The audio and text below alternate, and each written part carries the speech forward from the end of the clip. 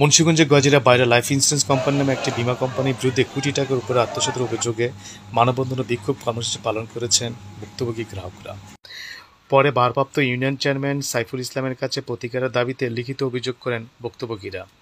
মানববন্ধনকারীরা বলেন, বীমা কোম্পানিটি বালুয়াকান্দি ইউনিয়নে প্রায় ১৬ বছর আগে কার্যক্রম শুরু করে অধিক মুনাফা পাওয়ার আশা ইউনিয়নের বিভিন্ন এলাকায় গ্রাহকরা ওই প্রতিষ্ঠানে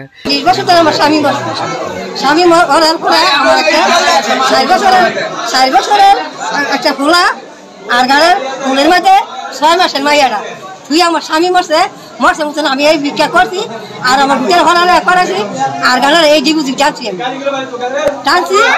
এরপরে আমি অনেক হেসে অনেক কেন হ্যাঁ আমার টেহা দেয় সম্মতিটা সবাই মিলে একসাথে করা হয়েছে। কেউ ২০০ টাকা দিছে, কেউ ৩০০ টাকা দিছে মাসে। এখন আপনার মনে করেন ১০ বছর কিস্তি টানার পরে তারপরে যখন বলছে টাকা জমা দেওয়ার পর নির্দিষ্ট মেয়াদের শেষে গ্রাহকরা সুদসহ তাদের আমানতের টাকা চাইতে গেলে বাইরা লাইফ ইন্স্যুরেন্স গজেরা শাখার দায়িত্বরত কর্মকর্তারা বিভিন্নভাবে তালবানা করতে শুরু করে। অনেক গ্রাহককে আমানতের টাকা দেওয়ার কথা বলে তাদের কাছ থেকে ডিপিএস এর মূল বই ও টাকা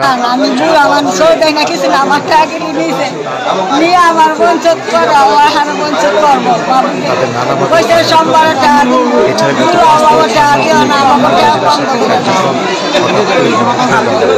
ওই কোম্পানি কয়েক শত গ্রাহক বীমার টাকা ফেরত পাওয়া নিয়ে শঙ্কায় রয়েছেন বলে জানান তারা। টাকা দেওয়া মাসে 500 করে এবং আমি তার কাছে 7.5 বছর টাইম না আমি টাকাটা বন্ধ করে রাখছি, দেই নাই, কারণ আমি দিতে পারি নাই, আমার দেওয়ার মতো যোগ্যতা ছিল না। এখন তার 17 বছর লাস্ট দিয়া 10 বছর পূর্ণর পরে সে আমার কাছ থেকে বইগুলা আর রিসিপ্টগুলা জমা নিয়ে গেছে। জমা নেওয়ার পরে ভারপ্রাপ্ত চেয়ারম্যান সাইফুল ইসলাম বলেন, রবিবার সকালে বীমা কোম্পানির কয়েক শত গ্রাহক পরিষদের প্রাঙ্গণে মানববন্ধন ও বিক্ষোভ মিছিল করেন। পরে তারা আমার বরাবর লিখিত অভিযোগ দায়ের করেন। বিষয়টি সুষ্ঠু তদন্ত সাপেক্ষে ব্যবস্থা নেওয়া হবে বলে জানান তিনি। মুন্সিগঞ্জ গজরা থেকে জুয়েল দেওয়ান।